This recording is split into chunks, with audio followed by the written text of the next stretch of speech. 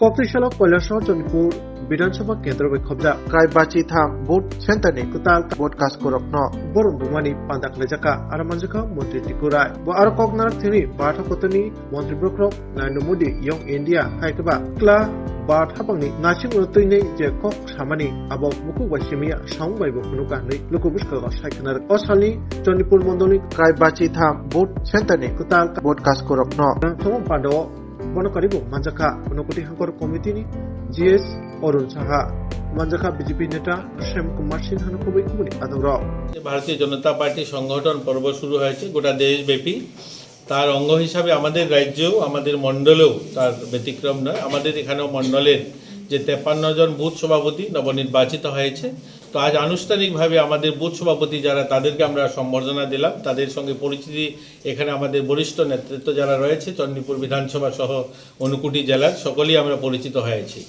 পরবর্তীতে আমরা আমাদের মণ্ডল সভাপতি নবনির্বাচিত হয়েছে, মণ্ডল সভাপতি এবং আমাদের বুথ সভাপতি এবং প্রধান উপপ্রধান সহ সকলের সঙ্গে আজকে এই পরিচয় প্রসঙ্গ।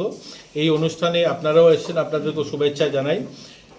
এবার গোটা ভারতবর্ষে একটা ব্যতিক্রমী সিদ্ধান্ত হয়েছে যে আমরা মণ্ডল সভাপতি যারা 100 নীতিতে কি হতো 60 ঊর্ধ্ব যারা তারা বিভিন্ন পদে আসীন হতো, কিন্তু এটা প্রথমবার হয়েছে যে 45 বছরের 40 থেকে 50 বছরের মধ্যে যুবদের প্রতিনিধিত্ব হাজারো সংখ্যায়। এটা আমাদের রাজ্যে 60টা বিধানসভা হতে পারে, কিন্তু ভারতবর্ষে হাজারো সংখ্যায় লাখো সংখ্যায় আমাদের যে মণ্ডল রয়েছে প্রত্যেকটা মণ্ডলে এই যুবদের প্রতিনিধিত্ব।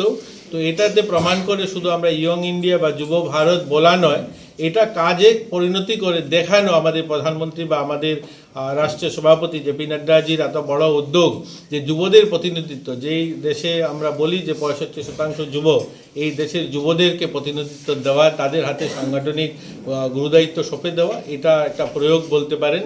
তো আজকে সকলে মিলে আমরা শুভেচ্ছা জানাই, আগামী দিন যেন আরও সংগঠন শক্তিশালী হয় সেই নিয়ে আজকের আলোচনা। তো আপনাদেরকেও ধন্যবাদ।